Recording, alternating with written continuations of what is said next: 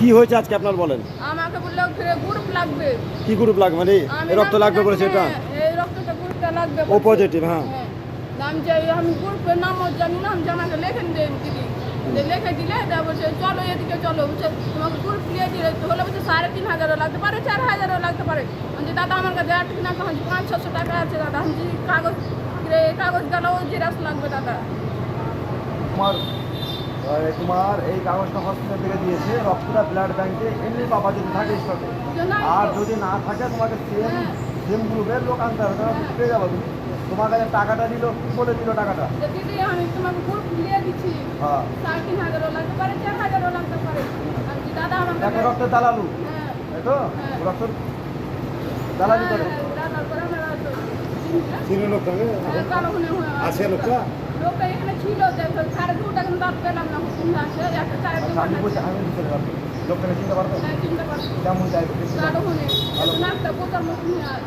কত টাকা দিয়েছেন? 500 টাকা দিয়ে আপনাকে কি বললো? লোক আসবে আমাকে লেবেন দাদা, লোক আসবে তো আমি ব্যাংকে জমা দেননি আপনি? আপনার বাড়ি কোথায়? আপনার বাড়ি? বাড়ি মরিশাল, বাড়ি আদিয়া। ঠিক আছে, দেখছিলাম। দেখেন এটা হিসাব করলাম। সালাকে দেখছি কি আছে।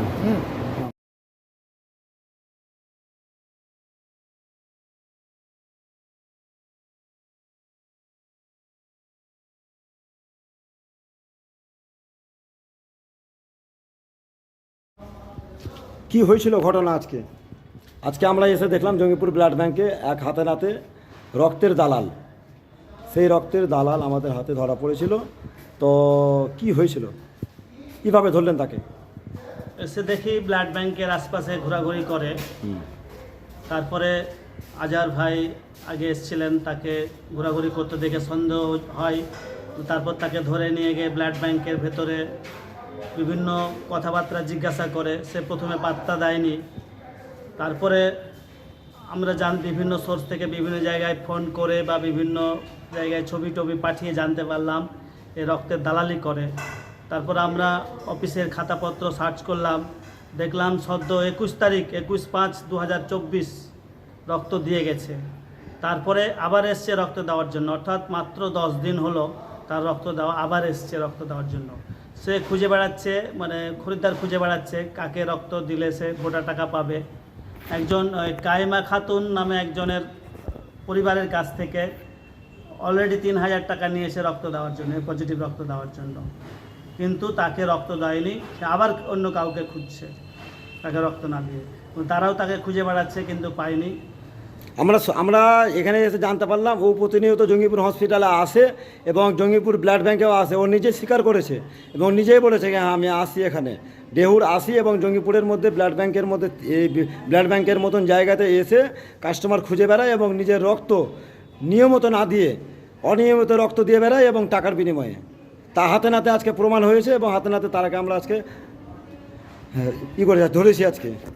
তো এই নিয়ে আজকে আপনারা কী করলেন ওকে?